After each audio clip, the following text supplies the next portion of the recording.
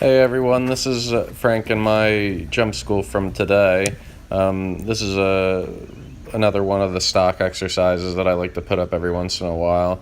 It's a grid, two oxers, and then four strides to two verticals. And the oxers, they kind of stretch the horse out, and then you see he has to collect up. And in this sort of exercise, I'm just trying to not do too much as a rider. I'm trying to let the exercise and Frank, them sort it out on their own, and I'm trying to do as little as possible.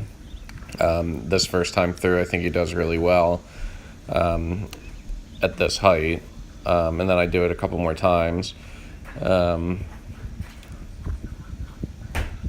again, you see you work each way in the exercise, you work each side the same.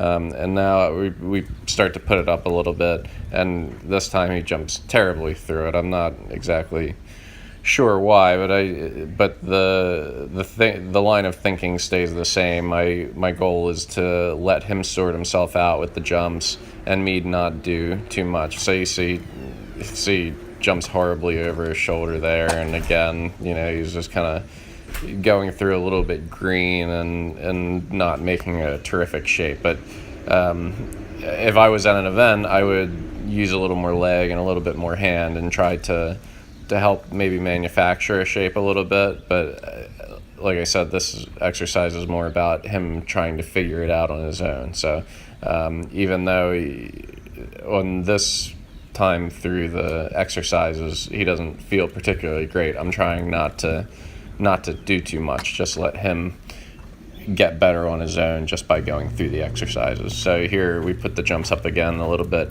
and this time I thought he did a lot better. And again, the same as the first time through and the same as the second time through, the jumps are getting a little bit bigger, but I'm trying to stay the same, stay out of his way.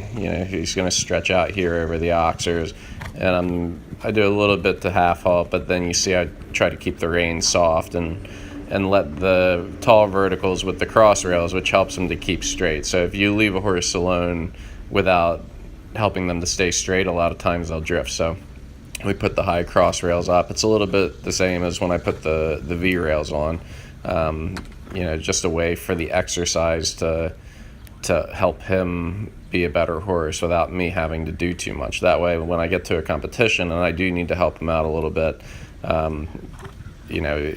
he's mostly okay, but I can help him a little bit if I need to.